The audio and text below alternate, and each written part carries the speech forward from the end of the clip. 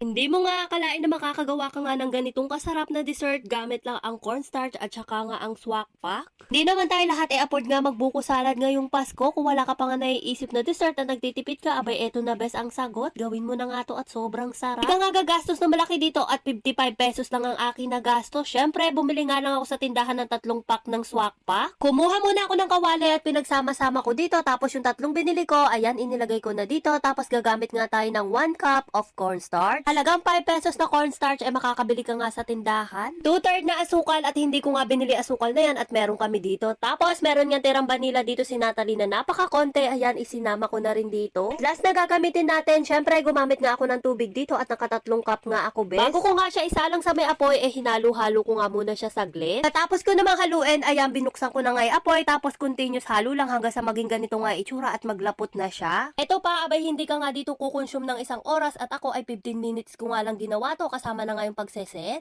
So ayan, hinalo-halo ko nga lang hanggang sa maging ganito na itsura. Tapos nung okay na nga at nakikita kong medyo malapot na nga, ipinatay ko na nga yung apoy tapos itinransfer ko na nga sa lalagyanan. Sa 55 pesos ko nga, marami na nga rin ako nagawa, bes, at marami din kaming nakain na ganito. Habang isineset at pinapalamig ko nga to, gagawa nga ako ng topping sa kanya. Dito, kahit anong toppings pwede nyo ang gawin. Ang toppings naman na napili ko dito, chocolate. Bali, dito ay gumamit nga lang ako ng 2 pack ng Milo. Tapos ayan, hinalo-halo ko nga lang hanggang sa malusaw yung Milo. Tapos naglagay rin ako dito ng pampalapot. 1 kutsarang cornstarch. Tapos hinalo ko nga lang sa may tubig at inilagay ko dito. Kung ayaw nyo naman ng ganitong toppings, kahit nga yung sugar, lulusawin nyo nga lang. Tapos pwede nyo na nga ipan-toppings dun ba sa may ginawa natin kanina. Kalimutan ko palang sabihin sa inyo, naglagay nga rin pala ako ng kape dito. Kasi dito gusto ko nga yung medyo mapaklabes. Optional lang naman yung paglalagay ng kape. Kung ayaw nyo nga maglagay, mas okay. Kung gusto nyo naman, mas okay din. Tapos ayan, hinalo ko lang hanggang sa maging ganitong kalapot. Pagkatapos isinaling ko na nga siya dito. I-spread nga lang to hanggang sa matakpan nga ng chocolate yung ginawa natin. O diba, sa halagang 55 pesos may ganitong kasarap ka ng dessert sa Pasko. At higit sa lahat, hindi mo nga akalain sa cornstarch, gatas at Milo meron ka ng ganitong kasarap na dessert. Yung lasa nga niya balance lang at hindi nakakasawa. Katapos ko nga ikalat yung chocolate, hindi ko na nga inilagay ito sa rep at hinintay ko na nga mag-set dito yan sa may lababo. Pero kapag kinain nga siya, bes, mas masarap siya yung medyo malamig-lamig. Meron kasing natirang konti, tapos inilagay ko nga sa rep, kinabukasan kinain ko nga, abay mas masarap kapag malamig. Tapos makalipas na ilang minutong pagseset, eto na nga yung magiging itsura niya. Tingnan nyo na may loob, grabe, sobrang sarap. Tamang-tama nga dito sa ginawa nating toppings, balance lang at bagay na bagay. Yung isang ganito nga kayang-kaya kong ubusin ng isang upuan lang. O siya, yun lang naman best ang gusto ko sa inyong i-share. Naghahanap ka nga ng masarap at murang dessert, abay sabi ko sa'yo, wag ka na nga magpahulit, gumawa ka na rin ng ganito. Laki na nga rin ang